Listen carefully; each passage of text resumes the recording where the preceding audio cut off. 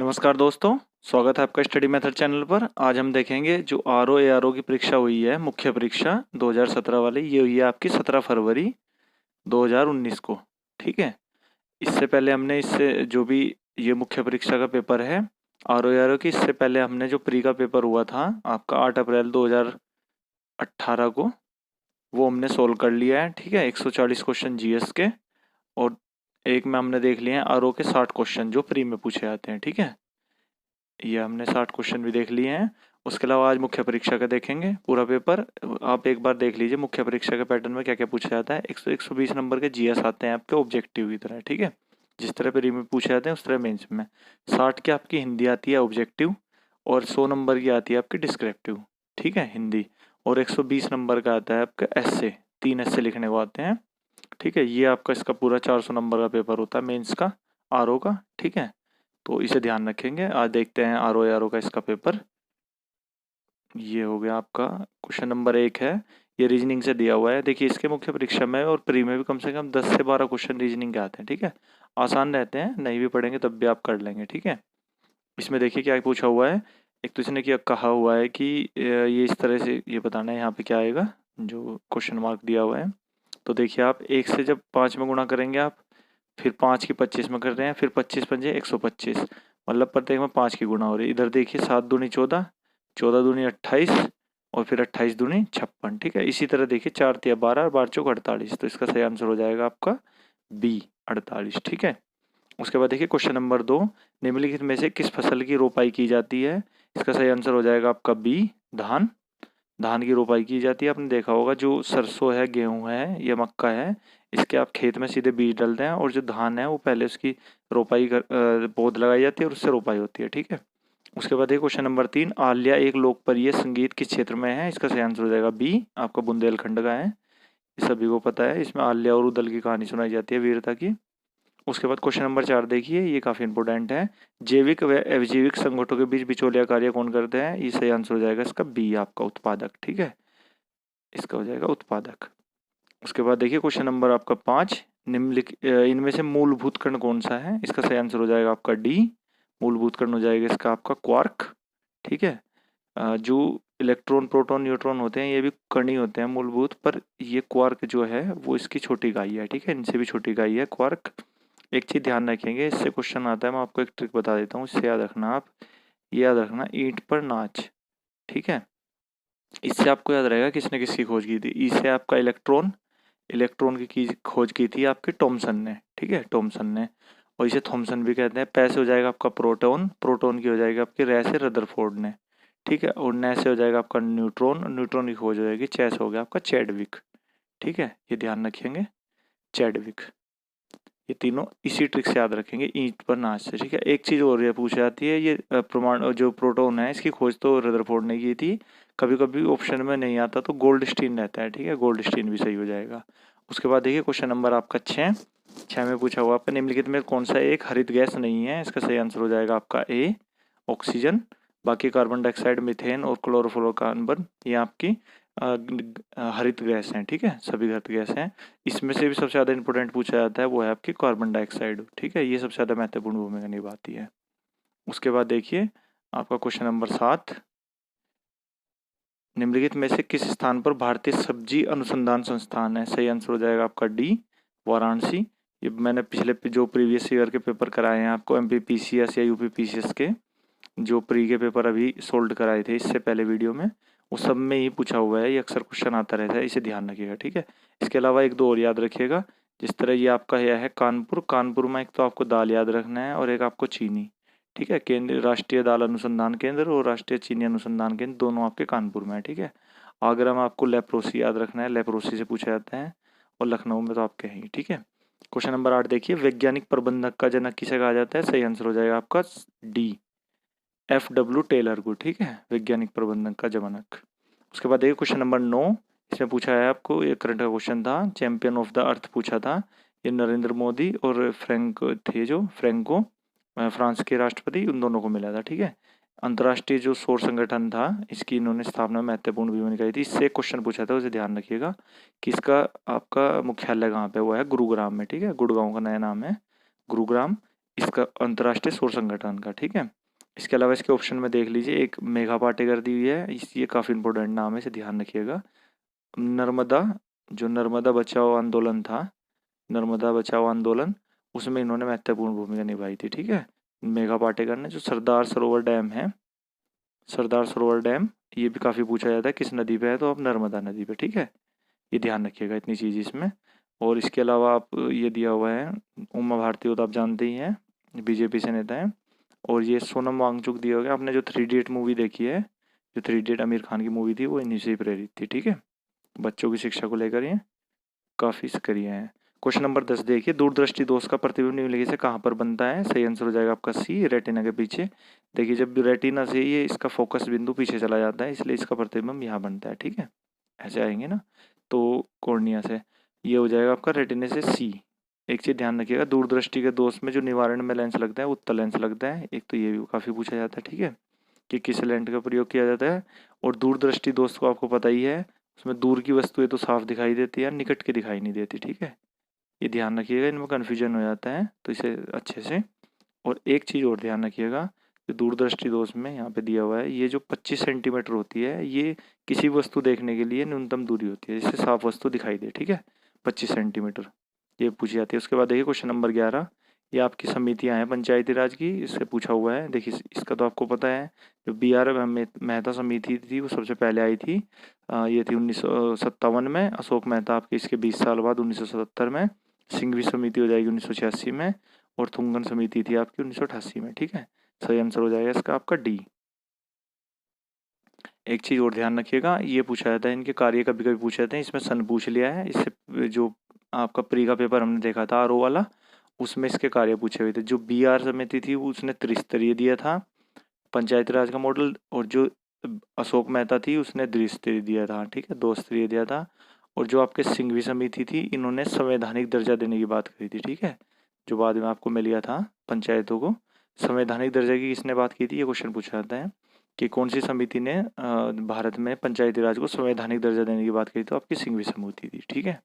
इसके अलावा इन्होंने दल विहीन जो चुनाव होने की बात करी थी, ठीक है। उसके बाद देखिए क्वेश्चन नंबर आपका 12, चित्रकूट जलप्रपात स्थित है, सही आंसर हो जाएगा आपका बी, बस्तर में, ये छत्तीसगढ़ में है। इससे 2-3 चीज़ याद रखिएगा। एक तो आपको याद हो गया कि छत्तीसगढ़ में है, ठीक है। एक ये किस नदी के किनारे है, इंद्रावती नदी याद रखनी है, ठीक है। इंद्रावती नदी ये काफ़ी इंपॉर्टेंट है, काफ़ी पूछी जाती है।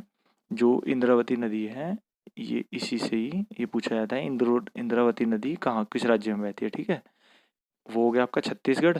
और एक इससे क्वेश्चन आता है, इंद्रावती राष्ट्रीय उद्यान भी है, ठीक है, वो भी आपका छत्तीसगढ़ में, इससे याद रखना।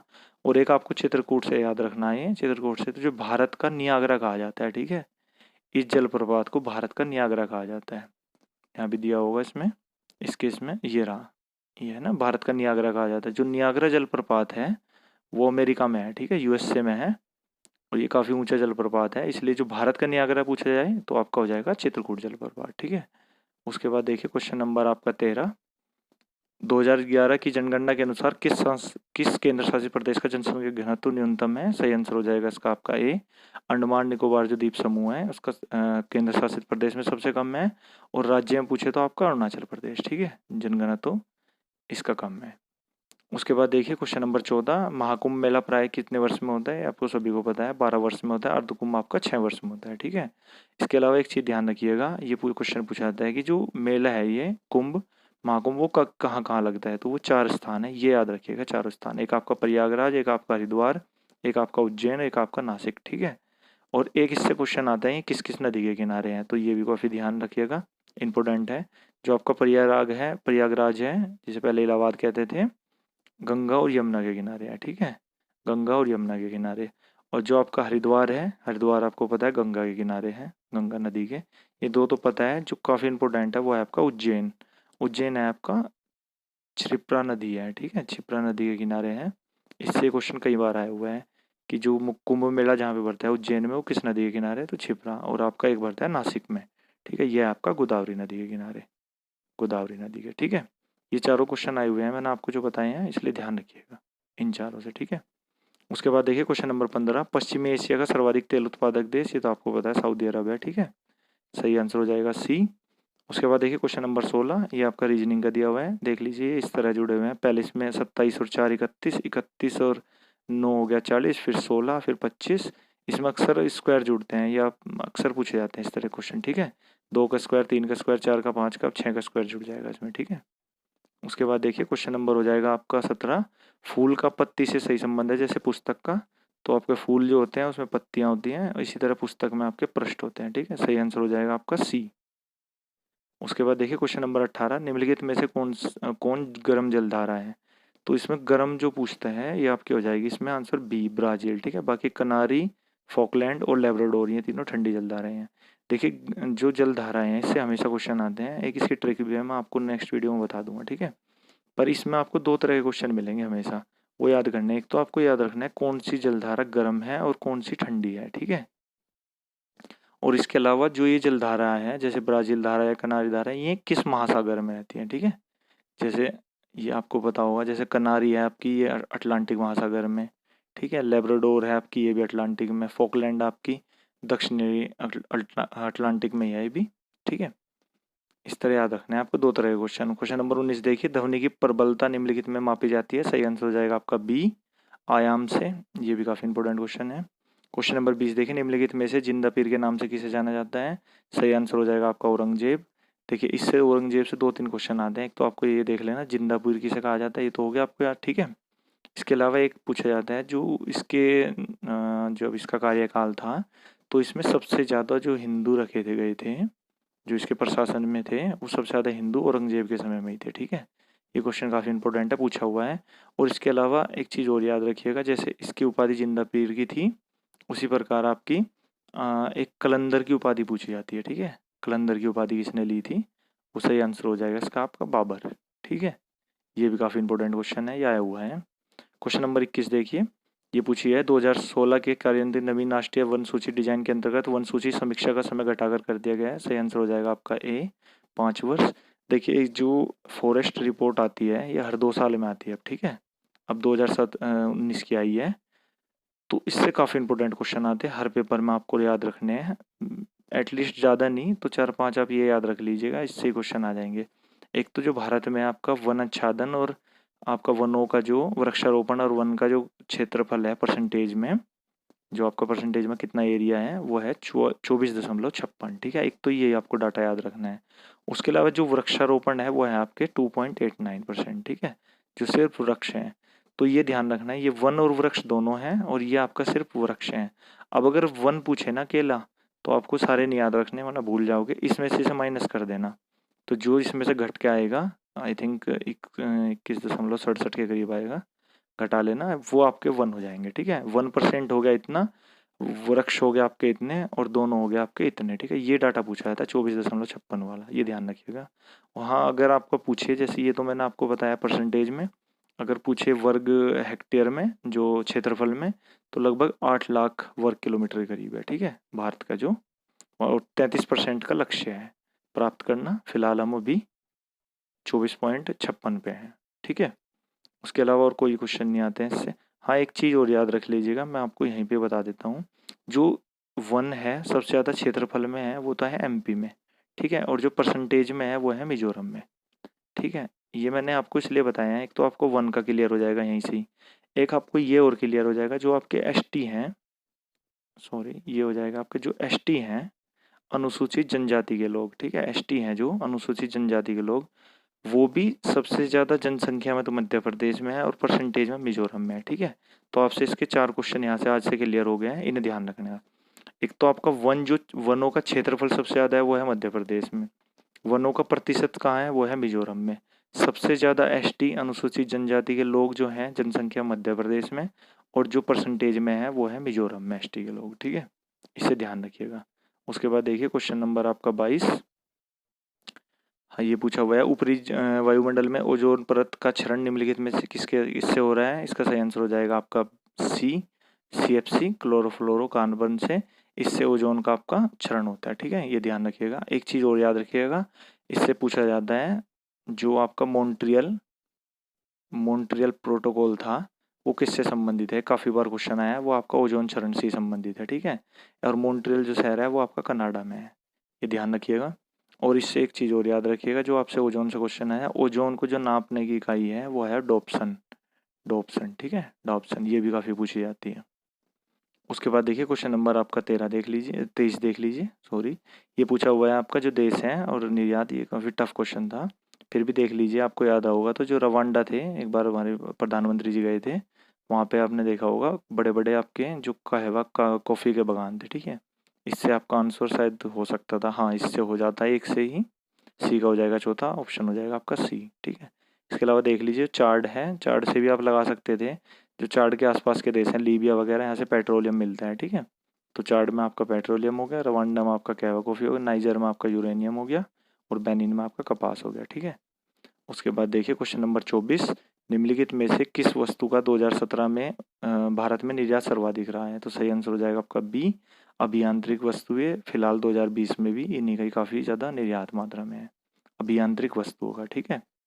उसके बाद देखिए क्वेश्चन नंबर 25, लोमबेक जलवंडू किन दो द्वीपों के बीच है? सही आंसर हो जाएगा आपका ए, बाली और लोमबेक, ठीक है। ये भी काफ़ी टफ क्वेश्चन था, इसका सही आंसर है ए, ठीक है। ओके दोस्तों, अगली वीडियो में से देखते हैं, नेक्स्ट वीडियो में जितना भी बचा हुआ है। Thank you. अगर अच्छा लगा हो तो सब्सक्राइब कर सकते हैं, like and share. Thank you.